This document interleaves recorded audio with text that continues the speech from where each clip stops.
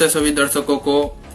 इस संसार में आप जो भी कुछ देख रहे हैं, चाहे वो उत्पाद हो, घटनाएं हो या फिर वैज्ञानिक सिद्धांत हो, वह सर्वप्रथम एक विचार ही था जो किसी व्यक्ति के मस्तिष्क में उत्पन्न हुआ। देखिए, विचार को मूर्त रूप देने के लिए, यानी कि इस भौतिक संसार में किसी विचार को घटित करने के लिए एकमात्र उपाय या रास्ता यही है कि हम उस विचार के साथ एक्सपेरिमेंट करें, यानी कि एक्शन ले उस विचार के ऊपर। और हम सभी जानते हैं, जब हम किसी भी प्रक्रिया को करते हैं, एक्शन लेते हैं या एक्सपेरिमेंट करते हैं, तो हमें उसके बदले में एक्सपीरियंस प्राप्त होता है, यानी कि हमें अनुभव मिलता है। अनुभव प्राप्त होने के पश्चात हमें अपनी गलतियों की अनुभूति होती है और हम उन गलतियों को हटा करके फिर से अगर एक्शन लेते हैं तो वापस हमें एक नया अनुभव प्राप्त होता है।